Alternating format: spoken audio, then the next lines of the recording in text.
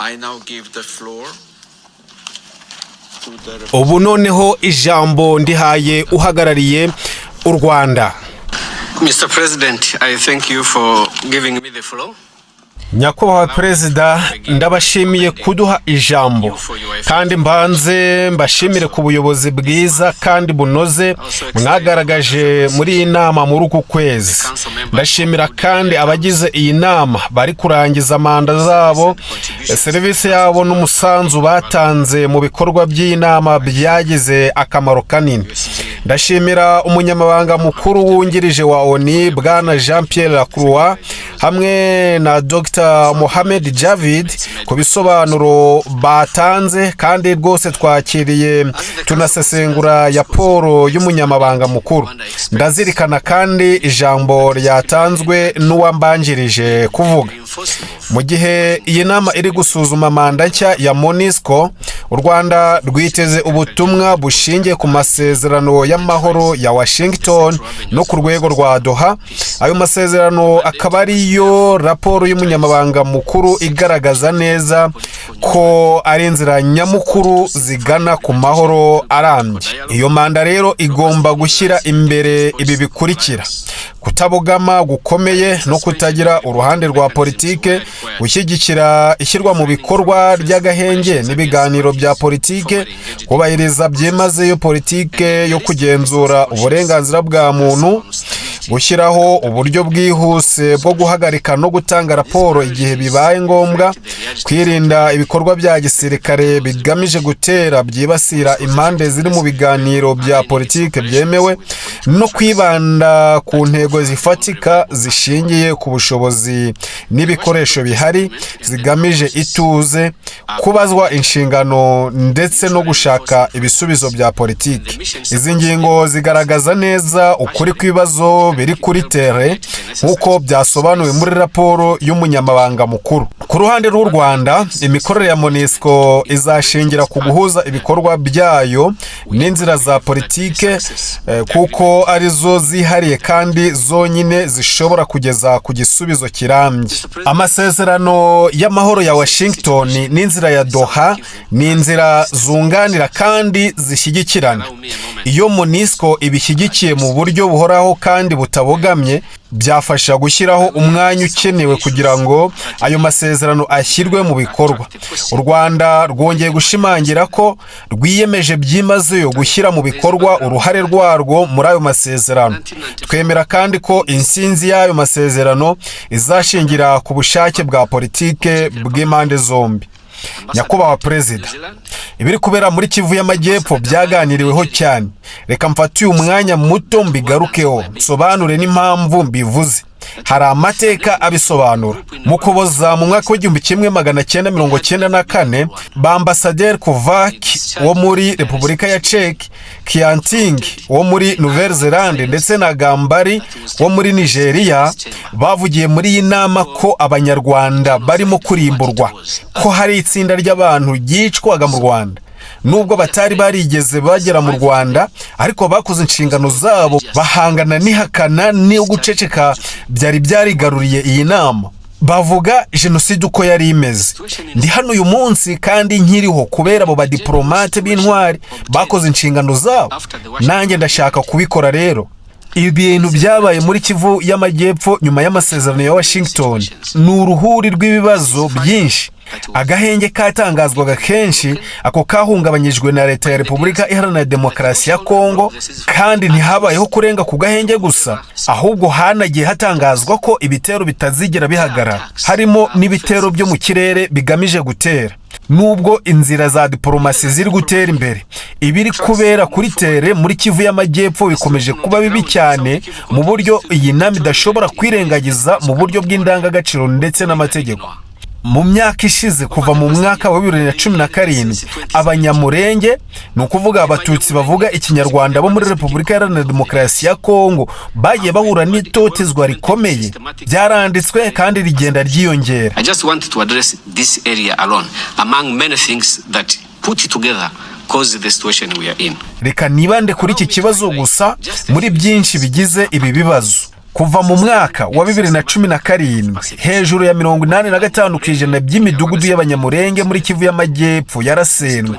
Inka zigera ku 700,000 ari nazo shingiro ry'ubukungu bwabo zaranyazwe ziricwa. Kwa 25 Kanama 2025 imitwe ya Wazalendo hamwe na FRDC iyi yatanze ultimatum y'iminsi 10 isaba abanyamurenge kuva muri Uvira bitabi byo bakicwa. Banabujijwe kugera ku masoko, ku mavomero ndetse n'ibindi byibanze mu buzima bwa buri munsi. Kuva ku itariki enye Nzeri mu mwaka wa 2025 hafashwe icyemezo cyo kubima amazi rusange bashinjwa ko ari abanzi. Hagati y'itariki 5 n'itariki 8 Nzeri 2025 abasivile b'abanyamurenge barashimuswe bararaswa mu gihe andi matsinda y'abantu yari arimo avuga amagambo asaba ko abanyamurenge barimburwa. Ibi ni ibimenyetso bya mbere by'ibyaha bikomeye: ivangura, gutesha agaciro ikiremwa muntu, kwimurwa ku gahato ndetse no kwamburwa serivisi z'ibanze. Abasirikari benshi b'i Burundi boherejwe muri Kivu y'Amajyepfo ku butumire bwa Repubulika Iharanira Demokarasi ya Kongo baje biyongera kuri FDLR, abacancuro za Wazalendo n'indi mitwe yitwaje intwaro. Abo bose bashizeho gufunga inzira mu buryo bwa gisirikare ku buryo bwibasira abanyamurenge. Nubwo muri ako gace hari n'andi moko nk'ababembe n'abafurero ndetse n'abandi, ibyo ndimo kuvuga byashiriweho ku banyamurenge bonyine. Ibyo bikorwa byabo byose byagose abanyamurenge bituma abaturage bo mu misozi miremire ya Minembwe bamara hafi umwaka wose badafite ibiribwa, badafite imiti n'ubufasha bw'ubutabazi. Ku itariki 16 kugera ku itariki 18 Ukwakira muri uyu mwaka, umuhanda umwe rukumbi ujya ku isoko rya Mitamba warafunzwe kandi ari ucamo ibiribwa. Ku itariki 6 Nzeri 2025 itsinda ry'abaturage b'abanyamurenge hagati ya 80 n'ijana, benshi muri bo bari abagore, bagarukanaga n'ibiribwa by'imiryango yabo yari ishonje, bagabweho igitero na FRDC, imitwe ya Mayimayi n'abasirikari b'Abarundi. Raporo zivuga ko habaye kwicwa iyicarubozo n'ihohoterwa kandi rishingiye ku gitsina. Ibyo byose byiyongeraho kandi ibitero byo mu kirere bya leta ya Repubulika Iharanira Demokarasi ya Kongo n'abafatanyabikorwa bayo, byose bikomeje kwibasira abasivile basanzwe bari mu kaga. Ku itariki 29 ndetse n'andi matariki menshi, indege zitagira abapilote zagabye ibitero hafi y'inkambi z'abanyamurenge Imikenke. Kuwa 27 Nzeri 2025 drone ya CH4 iyo ni y'u Burundi yagabye igitero Inzibira. Kuwa 15 Gushyingo 2025 drone zigenzurwa na Kinshasa zagabye igitero ku mudugudu wa Mikenke wari ucumbikiye abimuwe.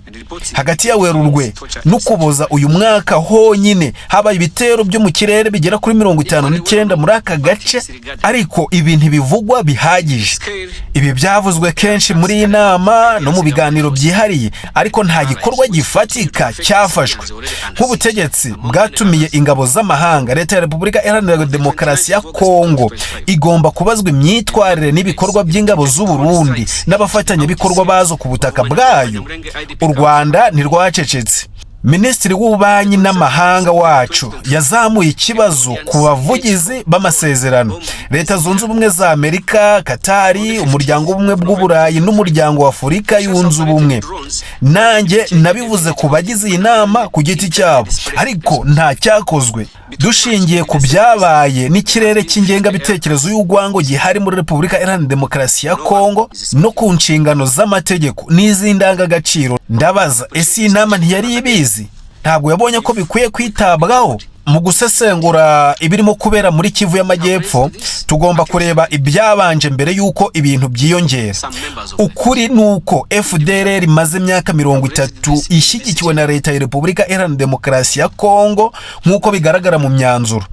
FDLR ntibangamira gusa ubusugire bw'u Rwanda, ahubwo ibangamira kubaho ku Rwanda n'abaturage barwo. Mu mwaka w'1994 umwe muri ba anko banjye yishyuye amafaranga kugira ngo yicwe arashwe kubera yuko muri icyo gihe niko byari bimeze. wahitagamo kwica urashwe cyangwa ukicishwa umuhoro. Wumve ko umwe muri ba anko banjye yayishyuye amafaranga kugira ngo yicwe arashwe. Nasoza nshimira abahuza by'umwihariko Leta Zunze Ubumwe za Amerika ku mihati iri gukorwa. U Rwanda rwiteguye kugira uruhare mu gushaka igisubizo kirambye nituramuka dushyize mu bikorwa mu bwizerane ibyo twiyemeje i Washington, tugashyigikira byimazeyo inzira ya Doha. Hari amahirwe yo kugera ku mahoro arambye mu karere. Iki kibazo kimaze igihe kirekire. Turasaba ko twese twibanda ku gushyigikira inzira zihari z'amahoro. Tuzakomeza gukorana n'abahuza kugira ngo dusohoze inshingano zacu. Murakoze cyane. As we address it, we must consider what was the situation before the recent escalation. As a former investigator myself, there is what we call recreating the scene. From where we sit, we can only tell you the facts. But the Security Council can, among the wide possibilities you have, to recreate this scene. Choose to recreate it. But that is how it will look. All the principles that we have spoken about, sovereignty, territorial integrity, Rwanda is part of that multilateral belief that must be respected. But the existence of FDLR threatens all of that. Yes, facts are stubborn. Resolutions are more stubborn. And in the resolutions, one stubborn fact is that DRC government has, for the past 30 years, supported the FDLR. FDLR does not just threaten the territorial integrity of Rwanda, it threatens the very existence of Rwanda and its people. One of my uncles paid money in Antefo, so he could be killed by the bullet. Because there was that situation, you either choose to be shot or you die by a machete. One of my uncles paid money to be killed by a bullet. So everyone can make a decision not to care about the situation of Rwanda and the threat we face. All these people that I'm talking on behalf of, because nobody else does, in the situation they face. But do we also ask them to be participants in their own situation, to be part of the plan for their own extermination? Can we go that far? So to conclude, honorable members distinguished members of the council, we thank the mediators. We thank them very much. And we thank most profoundly the efforts that are going on by the mediators, particularly the United States, to address the most recent situation. And we are a willing participant to finding a viable solution forward, because we believe if we all commit to implementing in good faith the commitments we made in Washington, and if we support fully the process in Doha, then we possibly have a possibility to have a peaceful solution to the conflict that we have lived with for many, many years. This problem has gone on for too long, and it is our request and our appeal that we should all focus to supporting the present avenues for a peaceful solution. I will not go into what we said in the past. We have been here many times.